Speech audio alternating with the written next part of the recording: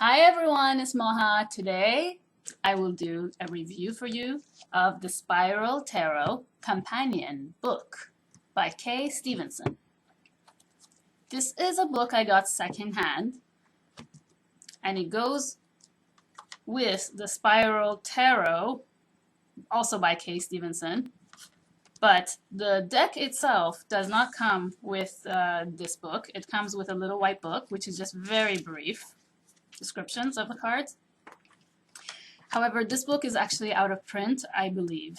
But if you can get your hands on a copy, I urge you to do so because you will get such valuable information about tarot and about the astrological as well as kabbalistic associations in this book.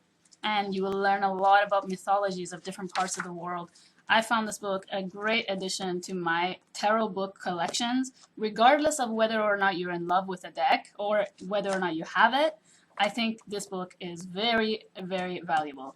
Now, before I go ahead and show you the book in more detail, I just wanted to say a few quick words about the deck itself. So, when I got the deck, I was actually really surprised to find out that the cards were so small. I watched, there was only one review at the time on Tarot Oracle's channel that I watched, and I had no idea they were so small. So for me, that's great. I feel that they're really intimate. They shuffle more easily. Maybe if they were larger, they would be slippery because they're so glossy. But it really stays nicely in the hand. And, you know, before I got the deck, I had my doubts about it. I bought the deck solely because I love Kay Stevenson's artwork. I think she's an amazing artist. And I didn't think I would fall in love with the deck, but I did. One of the reasons I wasn't sure about it was that there's all these, the borders. Look at the borders.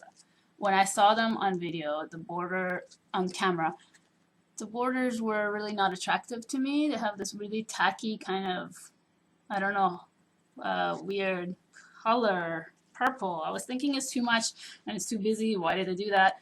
And I was actually thinking of definitely trimming the borders before getting this. But, well, first of all, it's not possible to trim them because you have that writing the way it is on the bottom, and the border is really small. And you know what? I actually like the borders. I think it really works. It does work.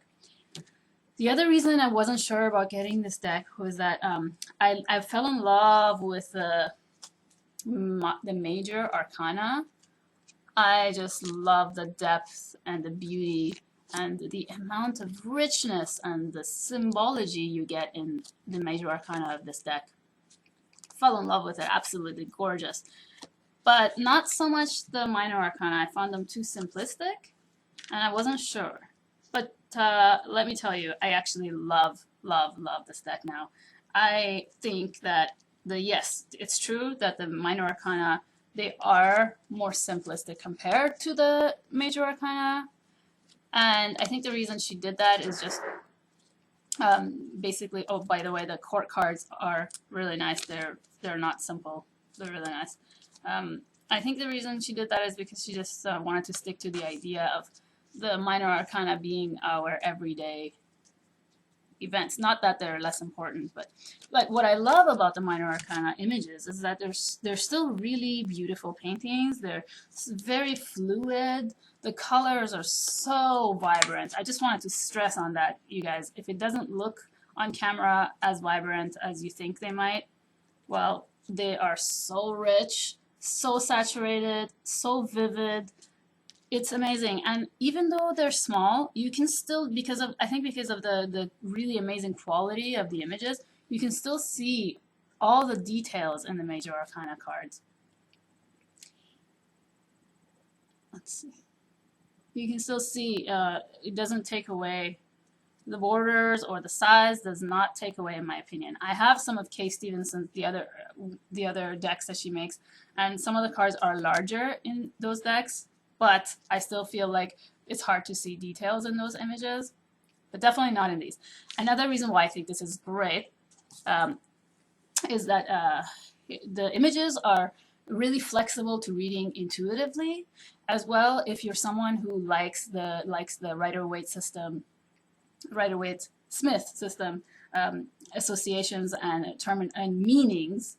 then you will love this deck because the way they do it is very nice. Like, for example, the way she does it, like this one image here. This is a 10 of Pentacles. And to me, this is actually one of the most beautiful 10 of Pentacles I've seen, which depicts the key idea behind the Rider-Waite-Smith system, which is here to me, clearly saying family lineage. Like the first second I saw this, I was thinking family lineage. To me, this is one of my best cards in all my decks that comes out so clearly. And then this one, the Seven of Swords, I quite like that. That actually reminds me of Edvard Munch's famous painting, The Scream. It gives me kind of nostalgic feeling of this man going away with something he's done. Yeah, and I love the cups. I love the suit of cups. I love all. This is not a review of this deck, so I don't want to take the time to talk too much about it. But I don't have time to do the review of this right now unless somebody requests it. So many other decks I want to do yet I just wanted to mention a few words. Say if you don't have this deck, if you're hesitating, if you're wondering if you should get it or not because you don't like some of the cards, I love reading with this deck. I love it. I think it's so open to interpretations of all kinds. The images in the Minor Arcana are simple, yet they will definitely trigger something in your mind. Okay, so let's go look at the book now. Okay. So this book is beautifully written. Let me tell you that to start off with. The introduction in the beginning is written by her. She talks about her journey and how she started tarot, which is really sweet. And then she talks about the journey, the Fool's journey, step by step through all the cards of the Major Arcana. In like a story, she tells the story of the Fool going through the Major Arcana. Very nicely written. Then you have the Major Arcana. The book is 156 pages, and you've got until page 106 dedicated to the Major Arcana. And all the Major Arcana have the card illustrated, black and white, with the myth. The myths are all varied. It goes from the Arthurian legend to Greek mythology, Middle Eastern, Celtic wisdom, everything, all combination of stuff. So it goes through the myth, which is related to the card, and then it gives a divinatory meaning. Some of them are longer than others. Now, I think if you're someone like me who loves mythology, this is an excellent book. And if I think it's good, this book is great for beginners and advanced students.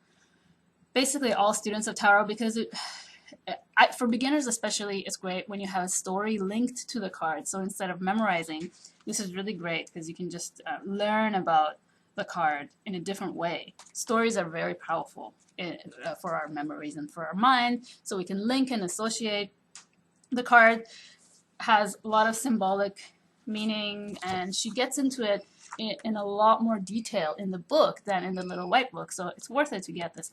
She talks about the astrological associations in more depth than the kabbalistic associations, and you know, this is the only time where I came across a very well-written meaning behind the Chariot card and to why it's linked to Cancer. I always had the sign of Cancer. I always had a hard time figuring out why Cancer. And it really describes it well in here. It's so wonderfully written. She's a very good writer. Then you go to the Minor Arcana, and I like how she talks about the 4 suits as the 4 elements in astrology, and like water, air, fire, earth, and as well as she compares it to archetypal Jungian archetypal psychology as well. The court cards to begin with are all illustrated here, as you can see, much less than the Major Arcana. Same with the minors, much less written. But you know, there is a nice description the numbers are grouped together. So you see all the 5s, all the 6s, all the 7s, all the 10s, all the aces, they're all grouped together. So she talks about the numbers, the symbolism behind numbers, and the meaning behind numbers, and then each card, how it's related to its element, its suit, and the number, and as well as how it's associated with the major arcana that it's kind of linked to. So it talks about that here. Then in the end you have some very nice spreads. Oh, she talks about a few other things. About reading. She talks about the client and you and the client beginning a reading, spreads, the significator. She talks about it briefly, then talks about the spiral. I really like her idea behind this deck. She gets into that. Oh, and then she gives you examples of each individual reading has examples, like actual client examples. And that's it. So that was my review for the Spiral Tarot Companion book. I hope you can get your hands on this book. It's a very cool little book to have, packed with insights, and I love her writing and I love her art.